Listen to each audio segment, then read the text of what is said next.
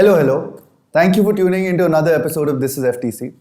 On today's episode, we have serial expressionist Sumit Roy, who's going to be telling us a little bit about his art and his journey and everything that he does, which is a lot of things. So without any further ado, we're just going to jump right into it.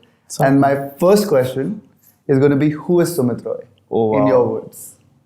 I think I just make visuals and music. Mm-hmm. That's how I can encapsulate very easily of what I do. Mm-hmm. And I just oscillate in that spectrum of communication. So that's me, man. That just and although that sounds super, like you made it sound very simple in one sentence. Yeah, well. But there's a lot of like layers to your work and a lot of layers to you as a person and all of that. It's almost like an onion, you know. It just every time you take a layer out, there's another layer, and I think that flows in your art as well. Right. And we'll get to that. we'll get to that. So how did your journey start? For you, if you could trace back to the time where where you were just like, this is what I want to do for the rest of my life. Yeah. Mm-hmm. What was that point? For the rest of my life, I remember as a kid, there was a slate that I was really drawn to. And I used to draw a lot. Like the drawings I made as a kid versus what I'm producing right now is just way too large to even compare. So I really miss that. And right now what I'm doing is I'm revisiting all my old drawings. I'm revisiting all my old sketchbooks. But so I've grown up drawing a lot. Then I think after 10th grade is when I sat my parents down and I told them कि like हमेशा धमकी मिलती थी कि अगर पढ़ोगे नहीं तो स्कूल से निकाल देंगे. I was like कि मेरे को अब नहीं पढ़ना. Like I really wanted to just pursue art properly. And there was a conversation that I had with Keshav Malik, Padam Shri Keshav Malik, at Indian Coffee House in Connaught Place. Yeah. Very famous. Very famous. So yeah, I mean, I had a conversation with him, and one of the most beautiful lines that he told me, like, hey, art is like a plant, like let it grow. And that stayed with me, and I remember coming down and just telling my dad that this is it. I want to just make art for her. And you were in 10th grade at the time? I was in 10th, 11th grade, yes. Yeah. Nice. I mean, right after school, after 10th, I've been just trying to convince my parents ki how do I get into open school and just do art and take this seriously. So, I would say, how many years would you say, like, in that, like a nutshell? In a nutshell, like, I mean, I grew up in a space where art was just all around me. Because of your dad? Because of my father. My father is an artist. And not like one of the most famous contemporary artists in India. Well, I mean, that's true. Not with the most amount of Instagram followers, but yeah, definitely someone who's very well known. Yes, I mean he's worked really hard, and he first used to work at the Science Museum. Right. So with all the dinosaurs and everything, I played with while growing up. To coming to Delhi is. I saw him how from making his own frame to making his own art to getting rejected by galleries versus this and that. Like I just saw how an artist's journey actually evolves. So you were kind of experiencing it through him already. Through him since day one. So that's when I remember after 12th, I took a year gap just to be very sure that do I really want to get into fine art. And I took that time. That time I was just preparing for different art schools and also being very sure of if I really wanted to pursue fine art as a career because it's really hard to...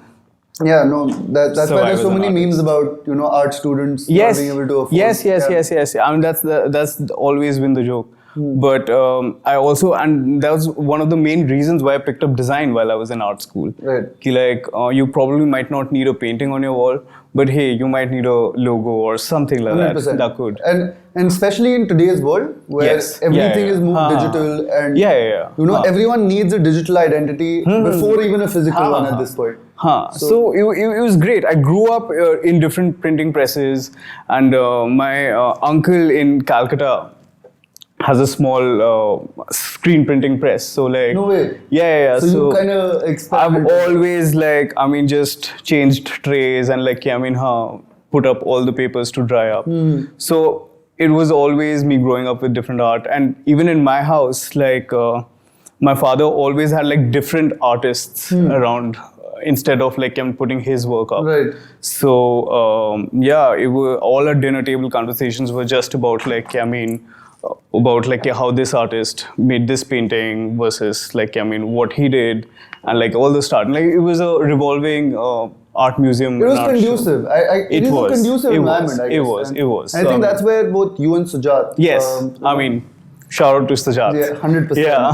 Both you and Sujat kind of like, I get where that whole yes comes from. So we were soaked in a very art rich environment without Instagram. without it. And I think I'm going to ask you a couple of questions on your thoughts on the digitization of art. But so, and when did you decide? So you wanted to be a fine art, like you finally decided you want to be a fine artist, and then you went to design school. No, I went to an art school. I was in Baroda. Yeah, you went to an art school. Got painting. And then when did you decide to merge the worlds of art and then fine art and then music? Shout out to Anuradha from my college. This is second year painting. Like these, so art schools are divided in like there's a painting section, there's an applied arts section, which is the design section, and there's sculpture, art history, and so on. Like there are different departments. So I was in painting, and then there was applied arts, which is basically the design. Design element of an art school. So they were going for this conference called Curious Design Yatra that happens in Goa. And I remember, so these guys asked me like, hey, you should come, because Anuradha asked me that I should really check this space out, because I really liked type, I really liked just publication, like I was very much into book design, covers and things like that. So she was like, why don't you just come check that out? So I went to that conference, and that conference blew my mind, because I was very restricted about like, okay, I just need to paint, I just need to do this. But this conference just opened my idea to the fact that what I really want to do is communicate. And these are just tools to communicate. So I mean, design just became an addition to a watercolor or to an oil painting to me. And I started using that as a skill set. And that also added with music. Like, I mean, then I just more and more became comfortable about like what I wanted to do. And I was very interested in design and very interested in like I'm just seeing so many people doing so many things and being comfortable in the skill, and just being like कि हाँ अगर वो कर सकते हैं तो फिर I mean I should just try. So second year of college, you get exposed to this, and then when did you first make the first song that you ever made? Oh, my first songs happened in school, man. Really? That before? Like before even? Yeah. I mean, I've always been... songs happened in school. They were very shitty, very like... very, very bad Audacity controlled music. But like something I'm completely not proud of. But like, I mean, I started with that. Then I was just like, this music is not me. And but my serious music, what I started writing was in second year, third year college only. With my friend Nishit Mistry. So we have a Garba ground, because this is Gujarat we are talking about. So we are cleaning the ground for like, we are first year college and we are cleaning the ground. And I'm just listening to Drake right now. I just discovered Lil Wayne, Carter 3, and I'm like, Drake is now popping, and like this is basically the whole scene right now. There were these rappers who were suddenly coming up and who were being more honest about their feelings, who were not as gangster, who were not as like... who were being respectful to women. And like, I mean, there was a whole new change that was coming to hip-hop and storytelling. So I really liked that aspect, the storytelling aspect of music. So, and he wanted to produce music. Your friend? My friend wanted to produce music. So yeah, I mean, that's where Anishit and I became friends, and that's how we started. We called ourselves RYMY, and we made a couple of songs which we still haven't released, still haven't done anything with. But there's a lot in the archives then. There's quite some in the archives. I think not a lot, but yeah. I mean, I guess our definitions might vary, but I think for someone, and whichever creative I've kind of had a conversation with, they always tell me that whatever you see actually being put out is not even maybe 10% of what all we create. Which kind of tells me that there's just so much undiscovered, stuff out there, which is incredible because there's already so much out there. I mean, there's so much out there, but all the trials, tribulations, failures, and then how we put out. But it's fun. I mean, that's what we live for. Sorry. What's your inspiration been so far in your work, and has it evolved? Oh yes, I keep getting inspired by almost everything around me. So this is that's just loud. Almost anything. Like I'm just coming into the store, I would just look at a couple of things and I was like, yeah, this is great. And I'm always excited to find new artists. I'm always excited to basically connect with the new music, new musicians. Right. And I'm really it gives me immense joy to basically find new music, and I feel really good about how they do it, and I also get inspired by that, and I put out almost probably a design piece could inspire my music, an art piece could inspire my design, and things like that. So it's just scattered all over. Everything, almost everything around. Yeah. I mean, I really like to just touch, feel, observe everything's around me and put out. Yeah. I think it's an approach which might a lot of people kind of like to be in a zone and then create. So in a way, you're almost always creating in your mind. Yeah. I mean, it's crazy. My mind is always just thinking a lot of stupid things and some art. I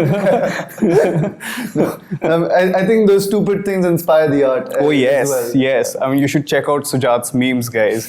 We put out during the right lockdown. After this, I will. Nibandh, free speech Nibandh, dude. Free speech? What? We did this Nibandh series. Have you seen that? I have not. So, God bless you haven't. But I mean, since you asked, so I mean. I had essays in college that I had to do. Sidetracking a bit, but this is me. This is second year college again. I had lower Hindi for some weird reason because I had Sanskrit in 10th, so I had lower Hindi, and we were asked to write these essays. So called nibandhs, of course. So. Once you're 18 and writing ye ped hai or things like that, so it was great. So I just took these essays, gave it out to different comedians, and they narrated. Nice. And Sujat added visuals, and we put that out. So yeah, check that series out. I will look it up right after this. Yes. I mean, or should not. No, I will. I will for sure. Cool. Later then. What are your thoughts on manifestation? Is that something that's a part of your process? Yes. Yeah. So I ask you this because I see it in your in your work where you'll make a Rolling Stone cover. Yeah. And put your face on it. Yes. So is that you in a way manifesting where you want to go?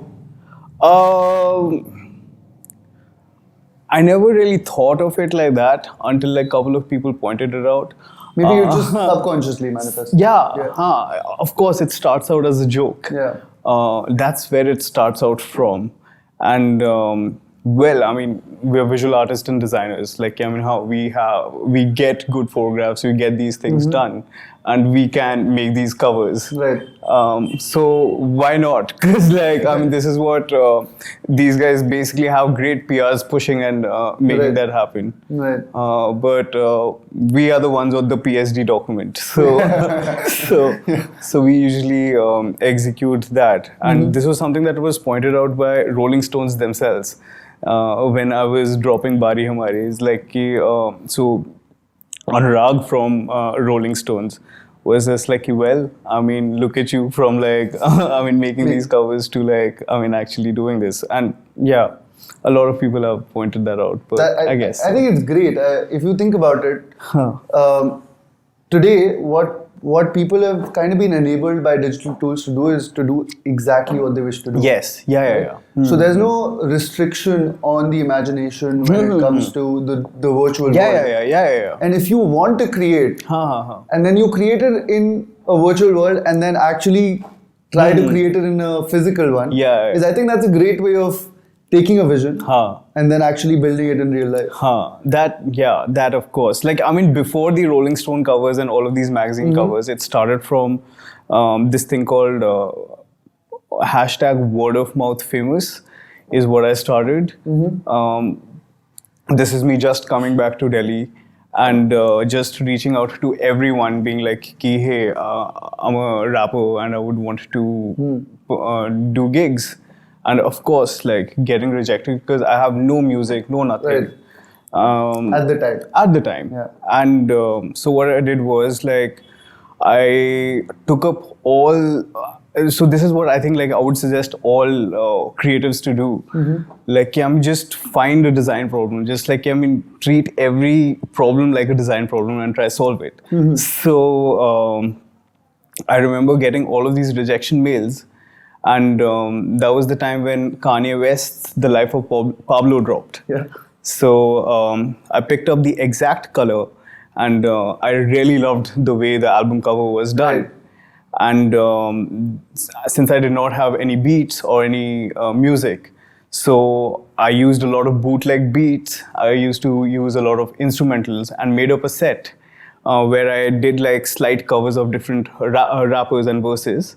And within that, I put in some of my verses. And I built a set. And I called those shows like word of mouth famous shows. Nice. And all my posters and all the communication that I had for that period were all the mails that I got from them. So the rejections, like, sorry, you're not famous, is basically a backdrop. And I'm just like posing and like, summer house, so-and-so PM, opening for so-and-so artist. I love it. That's incredible. I think they're just using... that's actually... That was manifest. Like, if I look at that versus this now, and since you mentioned that, I was just like, whoa, like, this started way early. I don't realize that. Like, now in real time. I think when you take a pause, slow down a little bit, yes, and then actually talk about it, you realize, that all of the things that were maybe problems for you 2.5 years ago, or 2 years ago, are now your current everyday life. But it's always like a bigger problem that engulfs it. That's just... which is there, and I think I'm just addicted to this. But yeah. I love it. Tell us about Herock.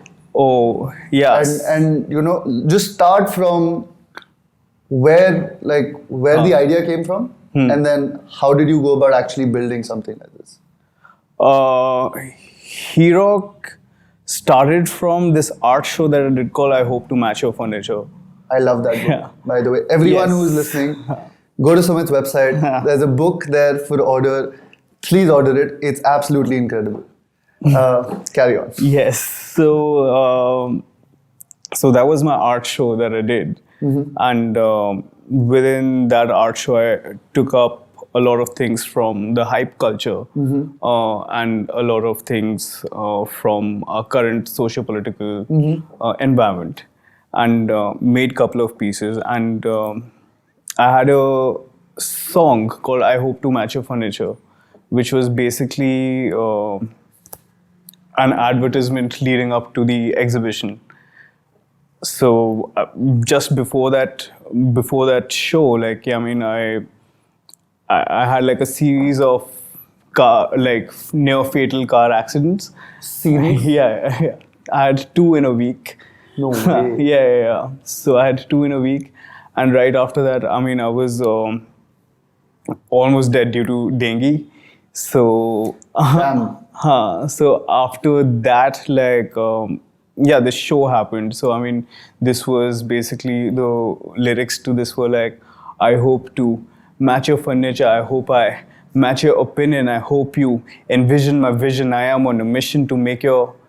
Anyways, since I'm not in the flow, but I mean, so that's how that song went, and that led up to that ad, and that was like done on Hema by Dub Sharma's from Dub Sharma's EP called Super EP, and he was cool enough to and really kind enough to let me use that, and I rapped on it, and that became like a very catchy song.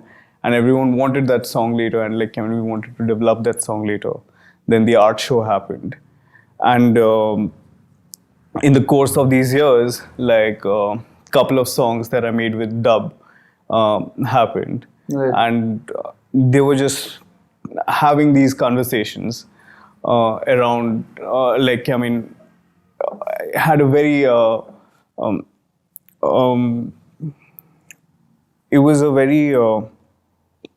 it was a very audiovisual narrative in my head with all the things around me and like my reactions to it. Right. And while growing up, we had a film called Gubi Gain Bhaga Bain by Satyajit Ray.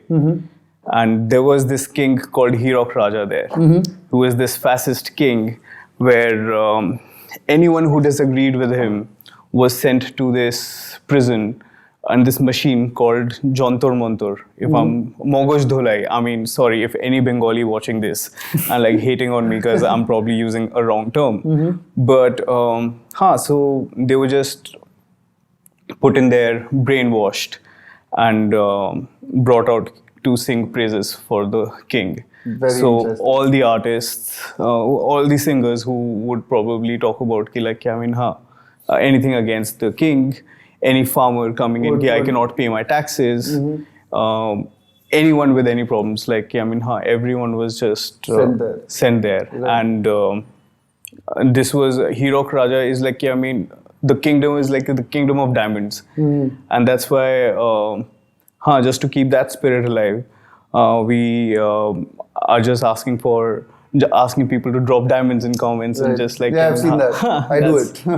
That's all the narrative that we have. So that's where the album name came from. That's where the album name comes from. Yeah. Satyajit Ray really manifested it. Oh yes, and it's amazing. So he was a filmmaker. He was a graphic designer. He did so many things. He wrote books. I mean, and you should really see how these films were made. And once I watched it again, like after years, it just hit me different, and everything happening around is reminiscent. Is very, very reminiscent. So I mean, it's interesting. It is. We live in interesting times. We do. I mean, to say the least. But yeah, I think that so that whole narrative then made you want to create music. Yeah. So I mean, just that. The music seemed like, seemed like a Hirok Raja kingdom. Right. So, I mean, this is basically where it's coming from. And none of these songs are like, main itna hard hu types or I'm not trying to flex as much or none. So, these are it's just a narrative of things that are happening around me. Or and which are affecting everyone, but also you. And which is like, these are just my observations. I do not know if it's affecting the other person or not. Right, but you're just putting it out. I felt so. That was just my artistic reaction to things happening. How long has this album actually been recorded? Like how long has it been since when you said, okay, I'm going to make this, and then did it happen all in like a week or 2 weeks? Like no. Or it took a while? It took a while. It took its due course. Like different songs happened in different times. Like 2018 for the art show is how Bari Hamari came in. It's been recorded in 2018? Yeah. No way. Bari and Hamari. I just heard it like when you released it. Yes. So so Bari Hamari was done in 2018, and then Chaukidar was done in 2019. So Kunal wanted a 15-second intro and outro for his comedy where he did the whole for his 2019 stand-up, I guess. So yeah, that's where I heard it first. I think now I remember, like, to his all his stand-up videos on YouTube. Yeah, so like he needed a 15-second intro, 15-second outro. So Dub and I were given the job. So we did the 15-second, and I was just like, why not make it into a whole song? So that's how Chaukidar arrived. And then Sub Jagmag happened in a parking lot, very quick, as me trying to record a demo for Gully Boy. Right. And Paisa Fake also happened in, I think, 2019 or so during the Bira festival that I did with when I toured with Anik Khan. Right. Then which song am I missing now? You said so. There's Bari Hamari. Then Socho happened. Socho happened after Hello Uncle Namaste and before Purna Swaraj, I guess. So this was a draft which I sent to Dub once. Like, this was me just going all in rap, and I sent it to Dub, and one of his first reactions was like, is Hindi not your first language? But and which is true, like it is not. So, and I like, with all my broken languages in in English, Hindi, or Bangla. Right. Like, it's just piece words, puzzles, visuals. It's all been made over, like, say, a couple of years, you would say, or a year and a half, maybe. Much more than that. More than that. Yeah. So about 2-3 years, it just, 2 years to it, definitely. And why did you, so in the world that we live in today, where, it's all like fast-paced and everyone just putting out music as soon as they make it. And all. So why did you hold on to, so you made Bari Hamari in 2018. Yeah. Never put it out. Why did you hold on to it for this long and want to put it out in the way that you are doing now? We just wanted to put it out right. And the fact that it was Dub's music and the fact that I rapped is just all the work that's done. But shout out to Poet of the Black, who has been my core collaborator since Purna Swaraj, since I Hope to Match Your Furniture. And as a visual artist, designer, just putting up a whole audio visual together. Right. Seemed very important to us, and we are really looking at all of this as communication design. We are not looking at this as a rap project, like as an album. None of us have released a hip hop album before. I did not come up from the rap ciphers or rap battles or anything. I'm just a communication designer. Just an expressionist. Yeah. So that's all what it is. These are just feelings, manifestations, and narratives. And now that you're putting it out, you're putting it out like one song at a time with a music video. With shout out to Sujat and Dub for this. Yeah. So I think that's a very unique approach because, and I think India is not ready for it. Firstly, they don't. I don't think people understand that approach to an album because it's more about building hype than actually dropping, and then hype and then numbers and all of that. Yeah. But to actually do it in a way which is, not time bound or time driven, but more process driven. Yeah, it's process driven and very premeditated.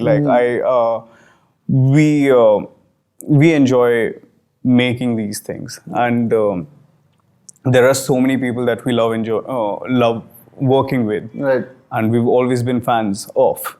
So it is just all of us coming together and putting things out. And hopefully people use the music. All the music that we're putting out is for free for anyone to use however they want. All the assets are online. Whatever they would want to use this as a narrative for, as a visual for, please go forward, do it. Guys, you heard it. You heard from the man himself, and he keeps putting it out on his channel as well. It's for everyone. It's everyone's project. It is. All of us are equally involved.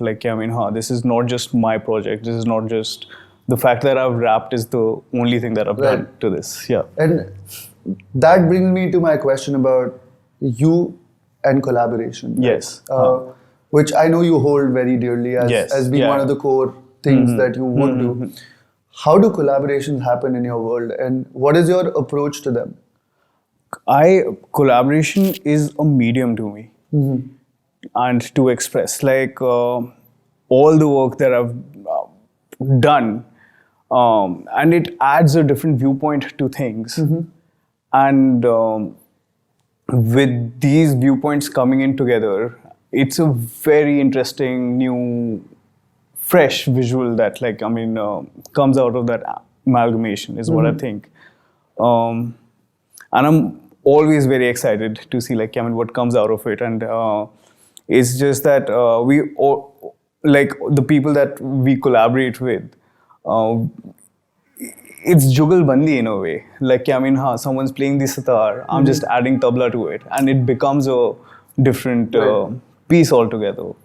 And that's very very interesting, and that's what excites us. And it's amazing how this project is evolving. Everything, starting from Sanchit Savaria, Bad Judge of Character, branding the album. 100%. Yeah, to me, he is Dub Sharma of the visual and design world. And again, first, second year college is when I stumbled upon his work. He was in NID and I was in painting MSU, and I was a huge fan. And to me, he's probably one of the best designers coming from our subcontinent. And no, he does some beautiful work, and I think taking the abstract. Now those are manifestations, man. Just to basically have an album with Dub and Sanchit. And Dhruv and Tanya, the Doodle Mafia, Poet of the Black, all of these guys, I've just started off as fans to just building this project, and there's so much to come, so much to come. I don't think any of us can, you make us wait, but I think that's the process. Everyone then waits, and I'm glad. And I have told you, Bari Amari is one of, in my opinion, one of the best songs Thank you so much. The last year that I heard. Just that's really humbling, dude. That's really kind. Music is very personal. Yeah. Everyone has their own. I think music makes everyone feel a certain way differently. Yeah. And for me, it just makes me feel free. And that is a feeling that I love. So just to that. So, damn. And then again, coming from, so He-Rock is one of the projects you're working on.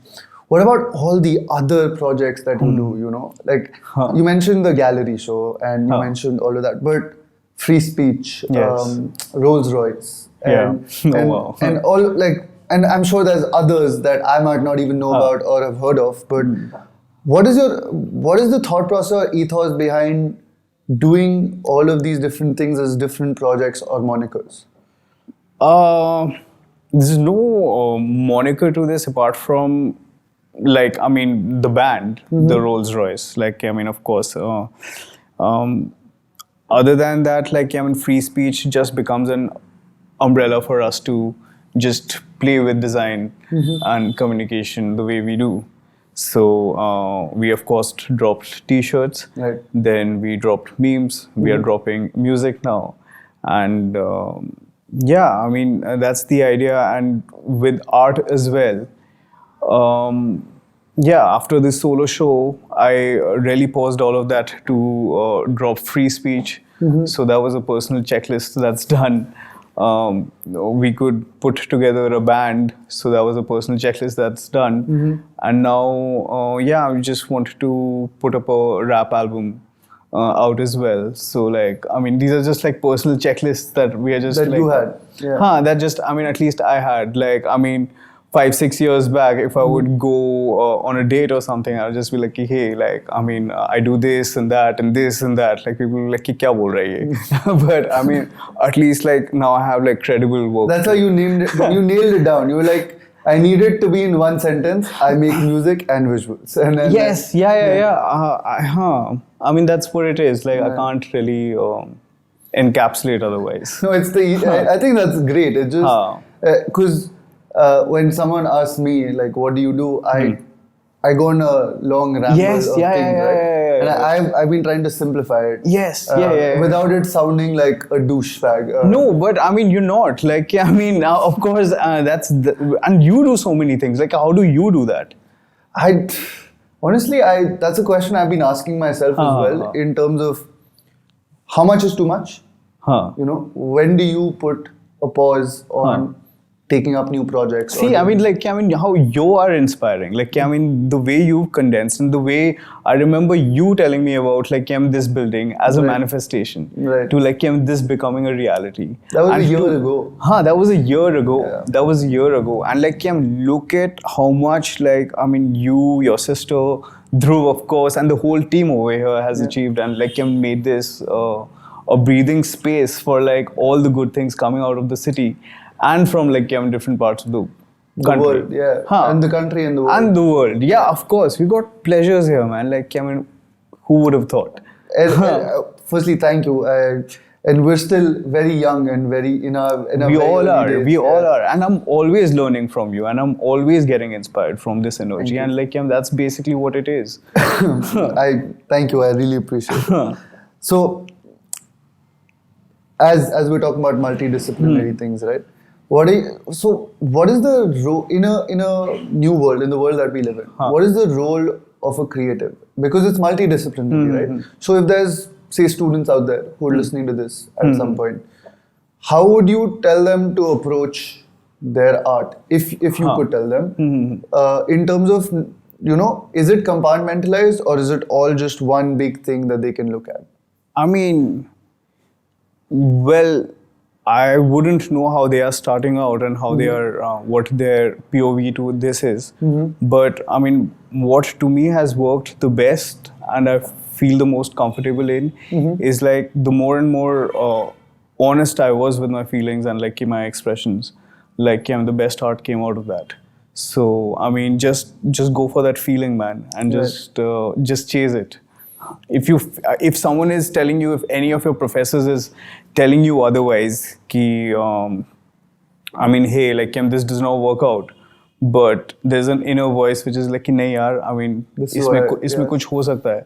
So, I mean, just, like, keep pushing it. Follow that instinct. For sure. Yeah. I mean, following the instinct is, like, a very and that's been your way of doing it. That's been my core. Yeah.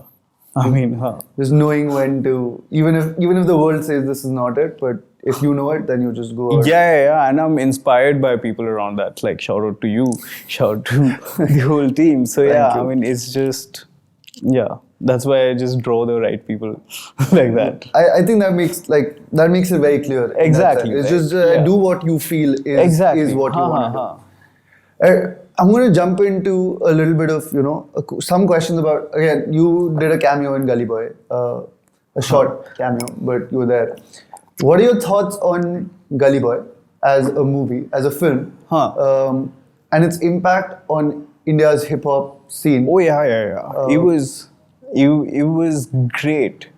Like, I mean, I did the cameo because I was just trying to be there because I wanted to design for the film, and I also wanted to put a song in that film. Right. But what's important is, like, we did the Jingostan music video. Like, me and Poet of the Black did the Jingostan music video, which was earlier a set of music videos we did in a night for the Amazon Prime special that they had for Gully Boy. Right. So yeah, that's what we were making it for. But Jingostan music video came out of that. But Gully Boy was great, and, like, a lot of people had, like, different opinions on that. To me, it really, what I feel like, it really helped the subculture because all the extras and everyone were rappers. Right. And the conversations there were just like कि हाँ मेरे को ये पैसा मिलेगा तो फिर मैं इसका वीडियो शूट करूँगा, मैं माइक खरीदेगा, ओ तू और मैं गाना बनाते हैं भाई, हाँ भाई गाना बनाते हैं, ऐसे ऐसे करके like everyone connected. And it created that safe space for, like, I mean, these conversations to happen. So there were ciphers going around, conversations going around. So I think, like, I mean, it was definitely positive. Right. And yeah, I mean, I loved like I mean how just the set made that culture for. I had no clue about all. Yes, I saw it as just a consumer. As a consumer, yeah. Everyone I saw the film, and I think the film is great. I think as a movie, like it's something I can watch again and again. Correct. And it just it brought light to India's hip hop scene. It did. Like I mean, in a way, like I mean, of course, people would, of course, but most of the people are still listening to the songs of Gully Boy, right? They aren't really expanding. Yeah. The numbers haven't like gone and like okay, they are now listening to more hip hop as well, which they have. There are like I mean newer us who are listening to more desi hip hop, but most of the masses, I still believe, like I mean, are waiting for Bollywood to certify a certain music. I think that's just something that our country does follow a lot, and you can't blame them for it. I think you can't. Everyone is just tired and they want to come back and listen to something that they are familiar with and enjoy. I think sometimes I do that as well. You listen or you watch things that you've already watched or seen. Because that's just a way of unwinding more than anything else. People want to be comfortable. Yeah, and you're not 100% focused on it. It's just there, and you're focusing on it when you wish to. And I think that's a great place to be in because most people rewatch movies for that very reason. Absolutely. Like people are tired throughout the day. Raat ko jaake, I mean, if they are at a party, they want to listen to that song they've heard all their lives, and they want to request that song to that DJ. Yeah, I mean, it's okay. It's a good comfort space. Yeah. It's all right, I guess. We'll navigate. Someday and soon, those will be the songs that people will be coming back to their safe space. And that's going to be the new music that's coming out, that you put out, that so many other artists are putting out. So many artists. like Teesri Dunya, Karun, all of these guys doing some phenomenal work. And a bunch of others, which if I start naming, we'll probably go in time. But there's just so many people who do so much exciting work coming out from the spaces. That's incredible, and to be able to... It's amazing, dude. We are all part of this, dude. And to be able to witness it and just witness it. And even in a pandemic year, in a year which was just like everything was digital, people were not meeting, people were talking on the phone, doing things over email and calls and all, to just still have so much good stuff being put out is something that is incredible. Phenomenal. And I think that brings me to my question about social media. And so, what are your thoughts on art and social media? And the mixture of the two, how, in your opinion, it has impacted, expressionism, as well as the positive impact of it in your opinion? Absolutely. I mean, social media has helped our work. Social media has helped connect, how He Rock is coming out in fruition. But of course there are a lot of boons to it, but there's a couple of banes as well. I currently we've always been guilty of just the numbers game ki isme itne likes hain or fir ispe itne views hain. We've all been guilty of iske itne followers hain. So it's just that when did the number of followers become a dick measuring unit in a way to judge art or to just say he's a judge bigger the artist. Quality of I mean you cannot really quantify art. I don't think that's a good metric. It's not a good metric. I would really feel it would be best if we just stop looking at views and the likes, and if there was a way to basically disable that and just for it to be what it is. Yes. In its purest form. So I mean it's incredibly exciting. If we basically progress to a world like that. Right now a lot of this is influenced choice, and there's a lot of toxic positivity that we see online. And explain that a little bit. What do you mean by toxic positivity?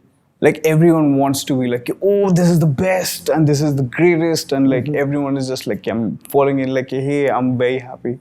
That way, 100%. I mean, I guess it's become a show rather than show and tell culture, rather than just being real about what you are, who you are, what you want to say.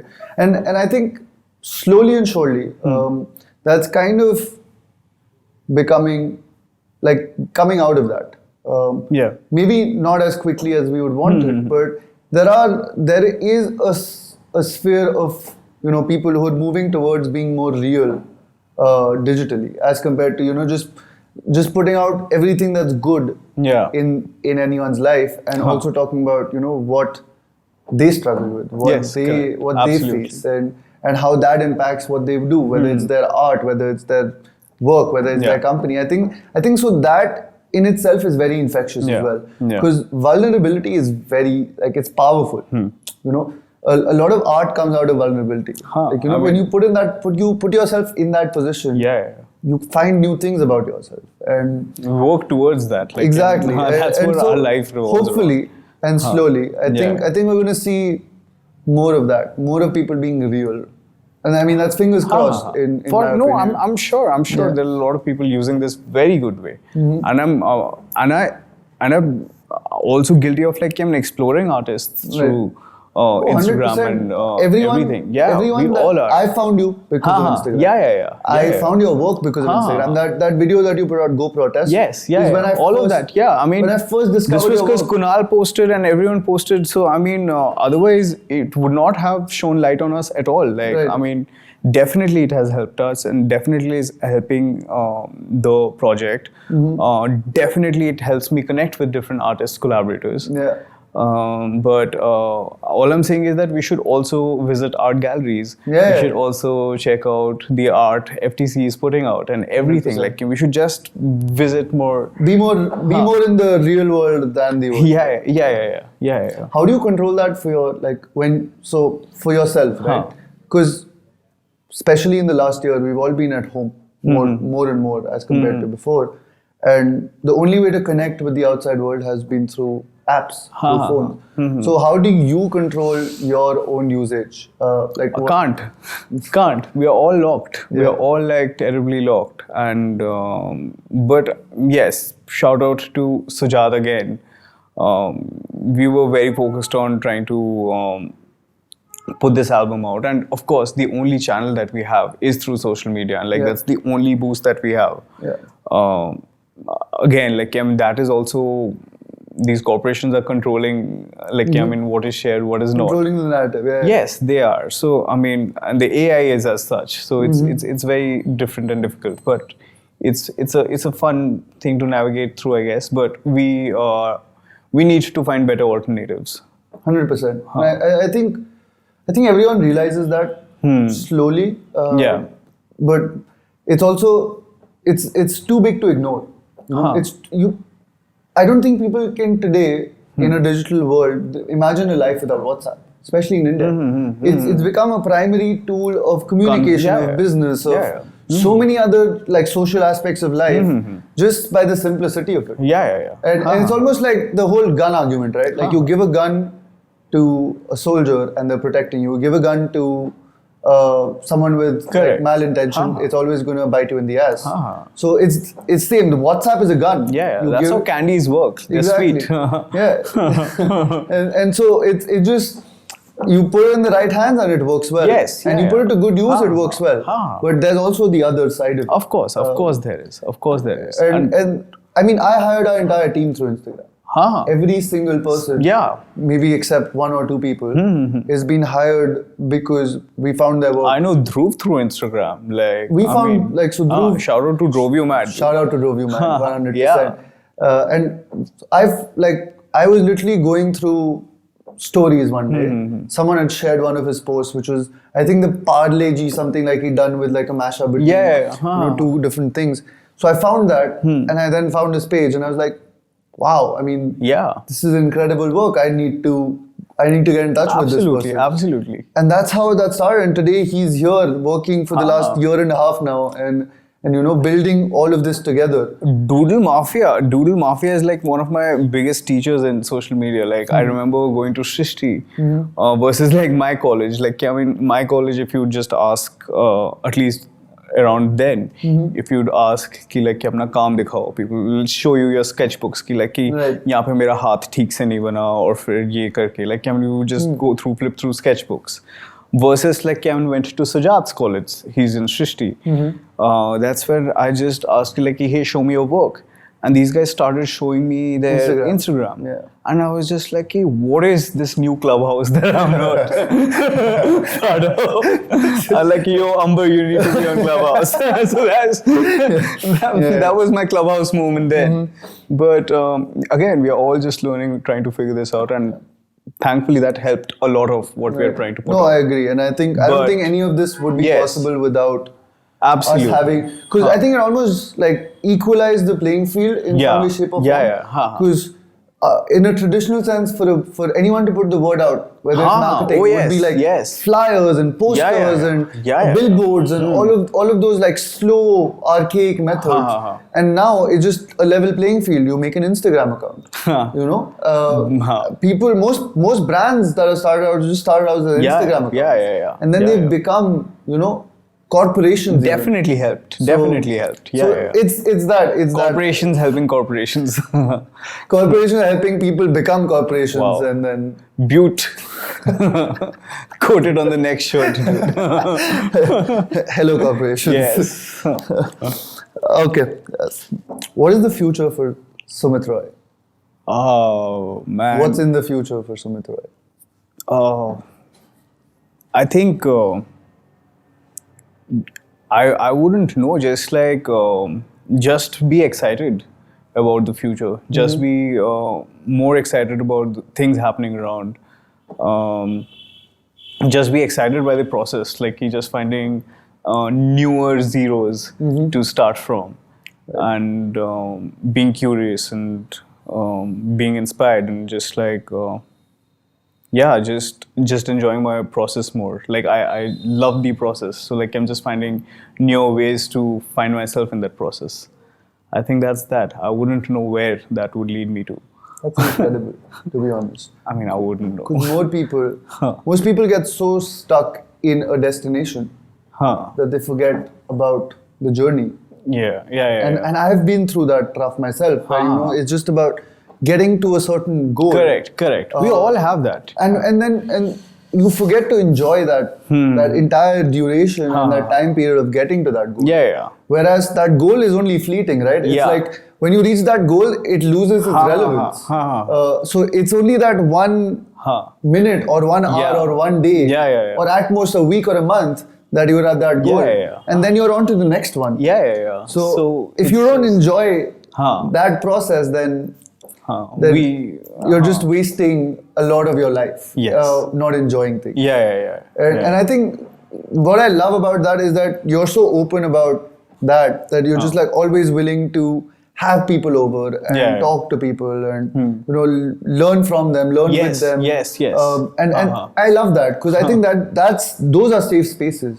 And we try to build that here as well. We try to build safe spaces. You are doing a great job at it. For just people to come in, talk, express, do whatever feels right. You know, do whatever you think is right. Absolutely. And people might or might not accept it right away, but that's just people. That's not you. So enjoy it and be able to make a living out of it, and that's all that matters. Able to make a living out of it is also that's one of the most important and hardest things to do. And to be able to do that and then survive is just, you know, that's the golden route, I guess. That's the golden egg. that is we are breeding our geese for. So we can expect another album or more.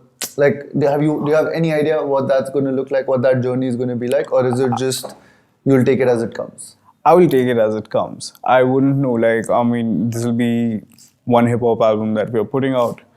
We've done one art show. We've done a coffee table book, done merchandise, we've done free speech. We've done a lot of different things. I mean, and I love that. We have. I mean, of course, like this is not just me. This is just an incredible team of people, like, I mean, coming in together and making this happen. Especially, like, I mean, how beautifully the Hero project like started off with us just going independent, with Sujat helming the whole direction, then Dhwani Gautami coming in with the communications, and like all Shraddha and everyone, Shivani, everyone coming together to just figure out how do we drop a hip hop album. Just learning, just the process. Doing it while learning. Just that excitement. Like, I mean, that's about it. And hopefully make double tappable things. Also make things for the walls. And I hope to match your furniture. I think you will. I think you will. Double tappable things. I'm going to use that. Yes. I'm going to use that. As you said, it's for everyone. So. Yes. Okay. Say, look back to when you were maybe starting out college, or when you were starting out, what is one piece of advice that you'd want to give to yourself back then? If, like, today's Sumit telling past Sumit that this is what you should never do, and this is what you should do. I mean, wow, that's a deep question though. Yeah. I mean, it's a single sentence, but it hit me hard. But the fact that I don't know, just keep listening to the instinct, and I was always, I felt very cornered. I felt very pushed out because I was not fitting in with the right people or anything. But I think the right people come in and fit. And like, I mean, that's what I'm learning as I keep growing. Like, I mean, it's okay to be comfortable in your own skin and to be able to create. And it's all right. Like, I mean, just listen to yourself. Just do what you do, and if you're having fun doing it, keep at it. Right. That's it. That is that. I think that's as real and as simple as it gets. Yeah. And again, this is just for people who are still, all of us are still learning, but people maybe who are still figuring things out for them. What is one thing that you would want them to know about, like, what they should or should not do? And just from your opinion, not from anyone else's, but from your opinion. I mean, just cannot be. I'm too young to be preachy about it. I'm still in that process to be doing this. But I mean, I personally think, like, I mean, just stay true to the emotion that's just staying true to the emotion that's making you create things, and just trusting that instinct, and just wearing the heart on the sleeve and creating. So, like, I think that underlying theme of trusting the instinct is what we'll go with. Yes. I mean, that's what I think all of us are learning, and like, I mean, trying to be in with. Yeah, I don't think any of us would be doing the things that we are if we didn't at some level trust our instinct. How many times have people told you, like, this wouldn't work out? Oh, so every week. Yeah, that's about it. Like, I mean, it's just that the fact that, I mean, you did it and you made it, and you set an example for, like, probably a 15-year-old thinking, like, oh dude, AMBAR did that, so even I could, and probably I could do it better. Or someone be like, oh my god, like, I mean, his songs are alright, but I can do this better. He's not really talking about this, talking about that. And I think that's the beauty of it, right? And I'm a huge fan of, like, I mean, that coming out, and it's great. I'm happy about the evolution that's coming out. The people before us inspired us. Yes. So hopefully, maybe in some way, shape, or form, we as a community can inspire maybe the next generation. Correct. And that would be beautiful. I mean, if they do, like, I'm not trying to basically put myself on that pedestal at all. But if it does happen. But like, I mean, if it's just basically fleeting, and like, I mean, if someone relates to the work that we're putting. Yeah. That's great, and if they can make a better work out of it and get inspired the way I get inspired by probably their work, then so I mean, I'm looking for new work to get inspired from always. Right. That's just perfect. Thank you so much, guys. Thank you, Sumit. Thank you for taking the time out. This was incredible. I think all of us got to hear so much about your process and what you do and how you do it. This was uncannily comfortable. I'm glad. That's how we like it. Yeah. That's how we like it. But thank you to everyone who tuned in. Cheers. Again, He-Rock project is ongoing, and and you're going to be seeing a lot more of it, and of course, 656 as well. But thank you again. Thank you for tuning in. Good night. Good night. See you all. Bye bye. Oh wait, I forgot. Remember why we do it? We do it for the culture, guys. Peace.